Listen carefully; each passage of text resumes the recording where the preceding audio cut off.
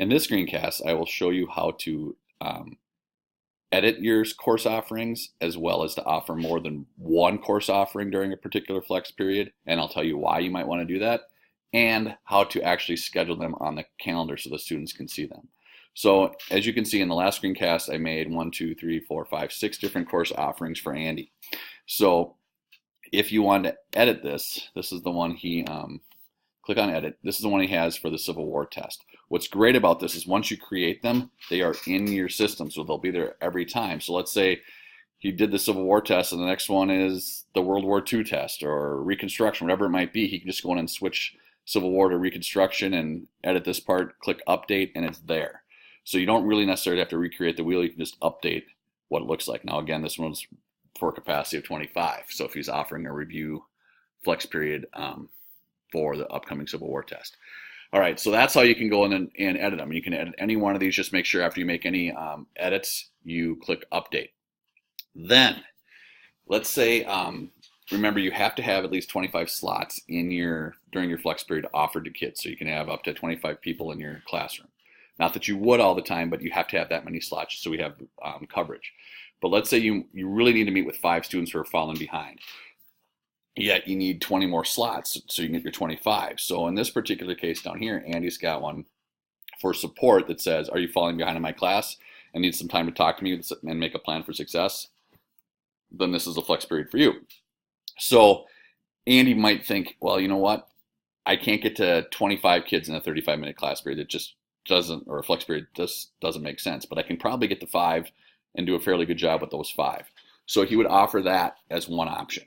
Then he could also offer one down here for, let's see here, working independently.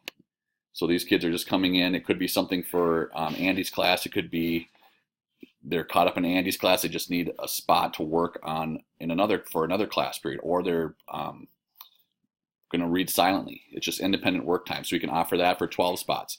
And maybe he's got a project going on, a group project, and he can have some kids come in there and work on the group project. And you obviously go through some expectations on what that would look like so you can still give your attention to those 5 kids. So that might be a reason why you would choose to offer, in this case, 3 different offerings during one flex period. It could be 2. It could be the 5, and it could be 20 independent work time spots. Entirely up to you, but you do have some options. So when it gets time to schedule it on the calendar, okay, so let's say we're going to do this one. We're going to offer 3. So this is the 5 for the 5 slots.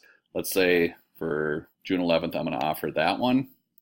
After I click on the calendar and checkbox, I'm going to click update.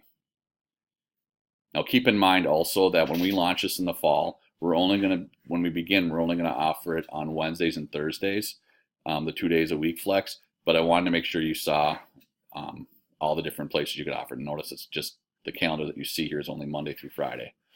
And when we get to that point, you will only see Wednesdays and Thursdays options here. You won't see the boxes to check for any other day except for Wednesday and Thursday. Okay, so that's the 5-person one. 5 slots for independent work, or not independent work, for direct instruction to those 5 kids.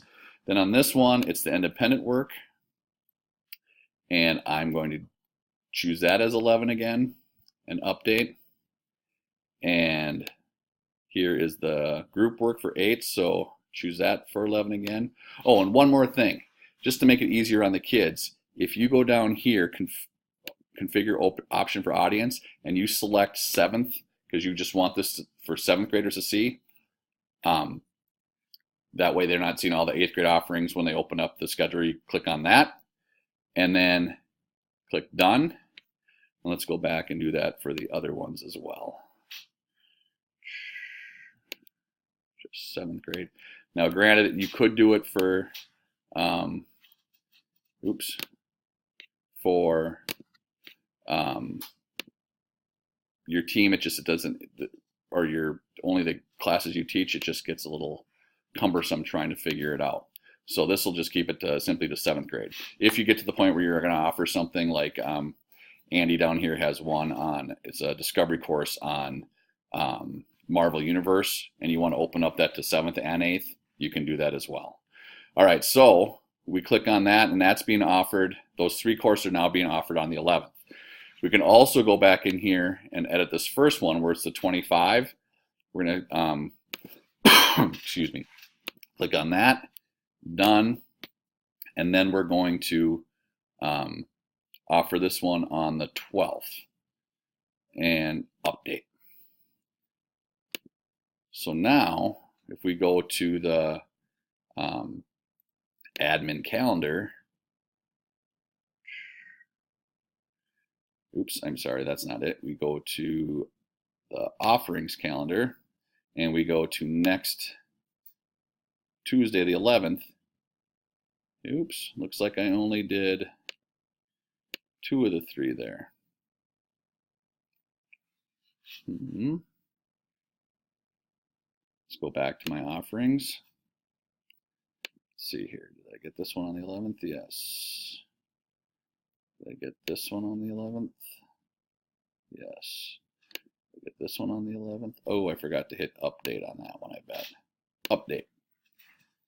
Okay, now we go to